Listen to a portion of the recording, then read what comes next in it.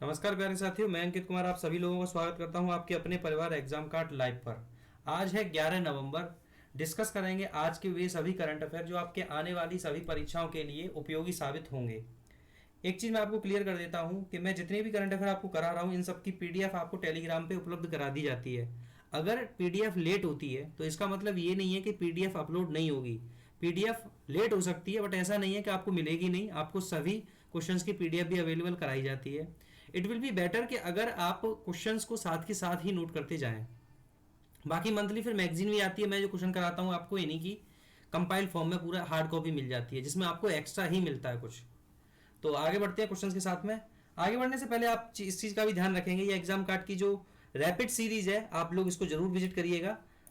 काफी अच्छी किताबें हैं ये। अगर आप एग्जाम कार्ड की वेबसाइट से खरीदोगे तो आपको 35% का डिस्काउंट मिल जाएगा, और अगर आप मेरे नाम का कोड यूज करेंगे यानी अंकित 10 का तो 45% का डिस्काउंट हो जाएगा और आपको मिल जाएगी 684 रुपए में ये सभी किताबें।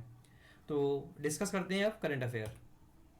देखिए, पहला क्वेश्चन आपसे पूछा गया है कि वर्ष 2023 में नई दिल्ली में होने वाले G20 के 18वें शिखर सम्मेलन में प्रधानमंत्री नरेंद्र मोदी किस राज्य की विभिन्न कलाकृतियों को विश्व नेताओं को उपहार के रूप में देंगे या इनके द्वारा उपहार के रूप में दिया जाएगा। तो आप ध्यान रखना, हिमाचल प्रदेश की जो कलाकृतियां हैं वो प्रदान की जाएंगी।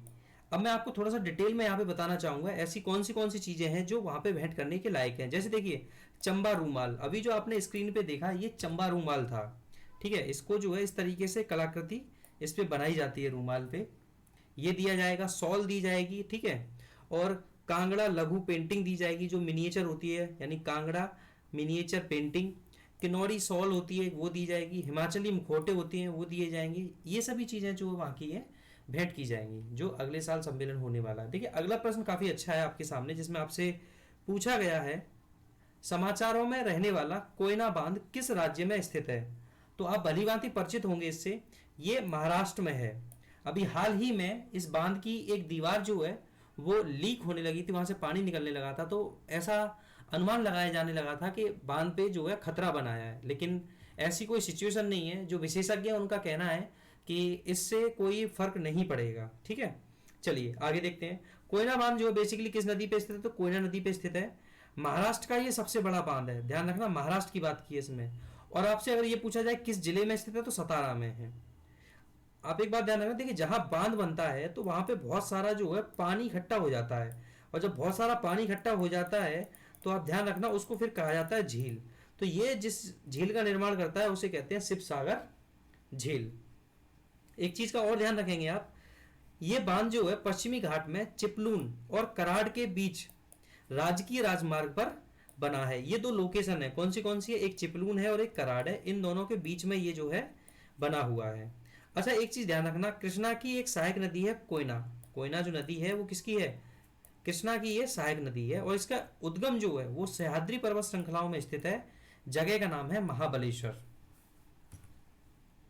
अगला प्रश्न है आपके सामने जिसमें आपसे पूछा गया है कि हाल ही में गृह मंत्रालय ने देश की कितनी भाषाओं का मातृभाषा सर्वेक्षण पूरा कर लिया है, ठीक है।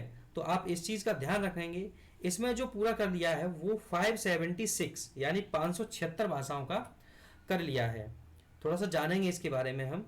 भारत की मातृभाषा सर्वेक्षण एक ऐसी परियोजना है जो उन मातृभाषाओं का सर्वेक्षण करती है जो 2 या 2 से अधिक जनगणना दशकों से लगातार बनी हुई हैं। आप एक चीज का और ध्यान रखिएगा, 2011 की भाषाई जनगणना के आंकड़ों के अनुसार भारत में 19,500 से अधिक भाषाएं या बोलियां मातृभाषा के रूप में बोली जाती हैं।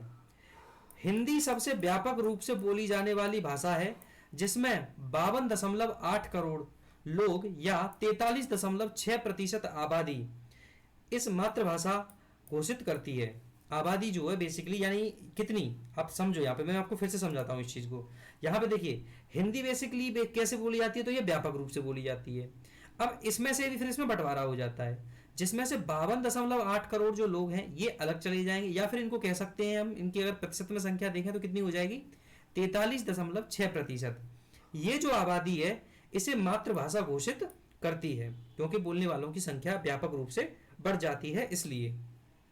अब इसके बाद अगर बात करोगे ज्यादातर कौन सी भाषा बोली जाती है, तो फिर बंगाली बोली जाती है, जो लगभग 9.7 करोड़ व्यक्तियों के लिए मातृभाषा और जनसंख्या का 8% हिस्सा है। आगे प्रश्न है आपके सामने, वर्ष 2023 में कौन से राज्य एरोसोल प्रदूषण के लिए रेड जोन रहेंगे।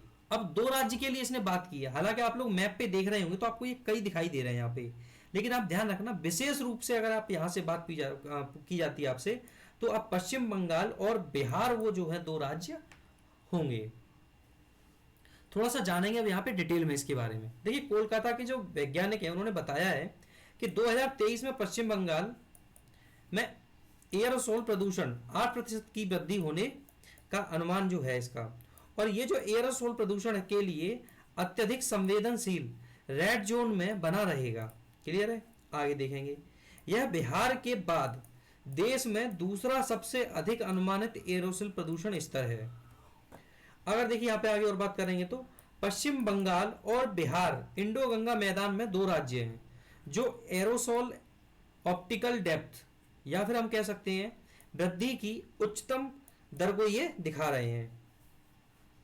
उच्च एरोसोल मात्रा में अन्य प्रदूषकों के साथ साथ समुद्री नमक, धूल, काला और कार्बनिक कार्बन के कण PM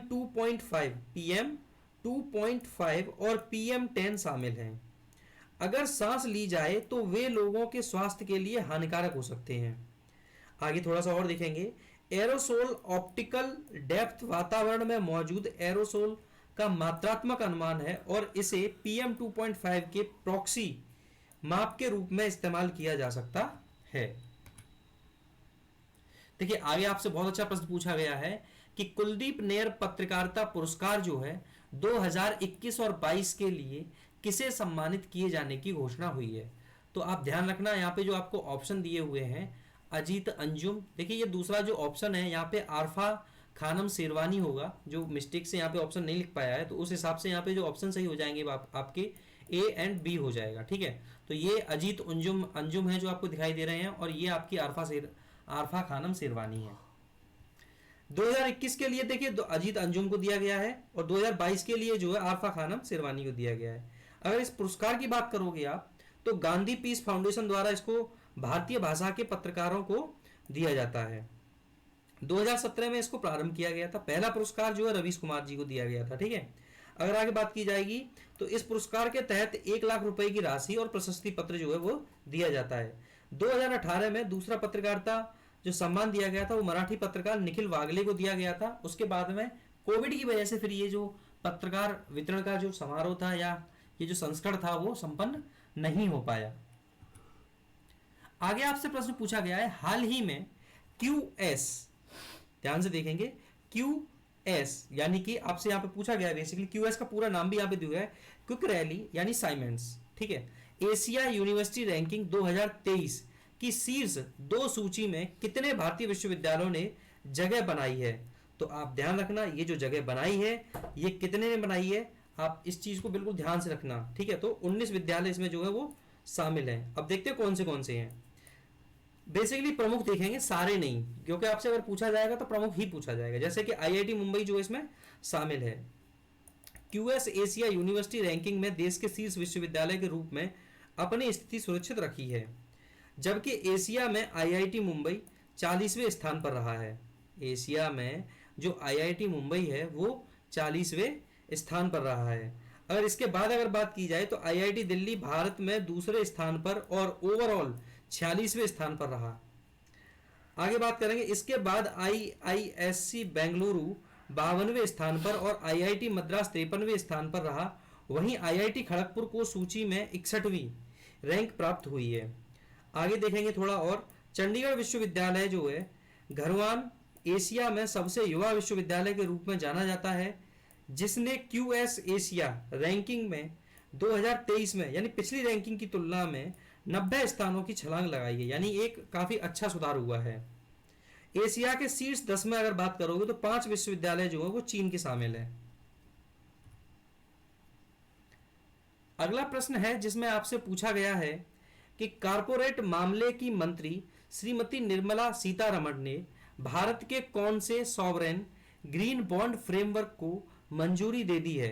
तो आप इस चीज का बिल्कुल ध्यान रखने वाले हो, ये पहला है।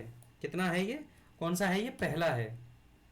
देखिए, वित्त मंत्री निर्मला सीतारमण द्वारा पेश किए गए बजट 2022-23 की घोषणा के अनुसार सॉवरेन ग्रीन बॉन्ड जारी करने की सॉवरेन ग्रीन बॉन्ड जो है वो जारी किए जाएंगे। अब देखो, ग्रीन बॉन्ड जो है ये एक प्रकार के वित्तीय साधन होते हैं, ठीक है, जो पर्यावरणीय रूप से टिकाऊ, जलवायु उपयुक्त परियोजनाओं के लिए धनराशि एकत्रित करते हैं। पर्यावरणीय स्थिरता के प्रति उनके संकेत आधार पर 3 ग्रीन बॉन्ड की जो लागत है वो नियमित बॉन्ड की तुलना में अपेक्षाकृत कम होती है।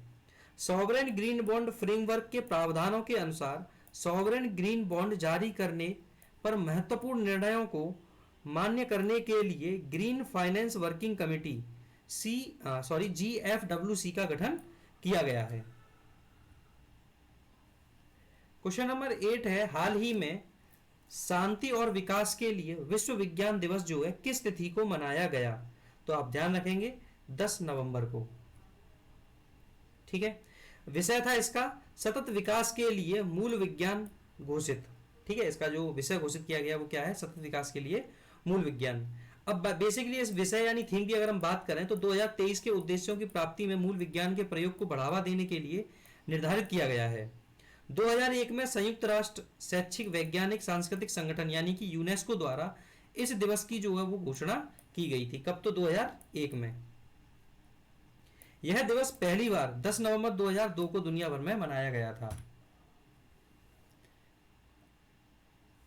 क्वेश्चन नंबर 9, हाल ही में किस देश ने ब्लैक सी ग्रेन पहल को शामिल किया है? तो देखिए, रसिया ने इसको जो है वो शामिल किया है। थोड़ा सा देखेंगे इसे यूक्रेन पर, देखो थोड़ा समझेंगे इसका मैटर क्या है। पहले मैं आपको ये इन्फॉर्मेशन दे दूं, इसे यूक्रेन पर रूस की कार्यवाही के परिणाम स्वरूप दुनिया भर में अनाज की कीमतों में हुई वृद्धि से निपटने के लिए शुरू किया गया था। क्लियर है? अब संयुक्त राष्ट्र, यूएन और तुर्की ने एक समझौते की मध्यस्थता की और जुलाई 2022 में इस पर हस्ताक्षर किए गए। अब उद्देश्य इसका क्या है? तो यूक्रेनी निर्यात विशेष रूप से खाद्यान्न के लिए एक सुरक्षित समुद्री मानवीय गलियारा प्रदान करना था। क्लियर है इतनी बात? चलिए अगला प्रश्न आपसे इसमें पूछा गया है कि 15वीं एशियाई एयरगन चैंपियनशिप 2022 किस देश में शुरू की गई है? जापान, जॉर्डन, दक्षिण कोरिया, ऑस्ट्रेलिया। तो आप ध्यान रखना, ये जो शुरू की गई है ऑस्ट्रेलिया में दक्षिण कोरिया में, यानी सी ऑप्शन करेक्ट होगा। क्लियर है? देखिए, दक्षिण कोरिया की अगर देखा जाए यहाँ पे तो मनु भाकर यहाँ पे ये प्रमुख खिलाड़ी हैं जिन्होंने हिस्सा लिया है। मनु भाकर, मेहुली घोष, अर्जुन बबूता, दिव्यांश सिंह पवार। चैंपियनशिप भाग लेने वाले 36 भारतीय दल में प्रमुख खिलाड़ियों के नाम शामिल हैं। दक्षिण कोरिया बेसिकली बात की जाए तो ये पूर्वी एशिया में स्थित है। सियोल इसकी राजधानी है और राष्ट्रपति यहाँ के हैं यूं सुक योल। तो ये थे आज के मोस्ट इंपोर्टेंट करंट अफेयर। अब आपसे मुलाकात करेंगे अगली वीडियो में, तब तक के लिए थैंक यू वेरी मच।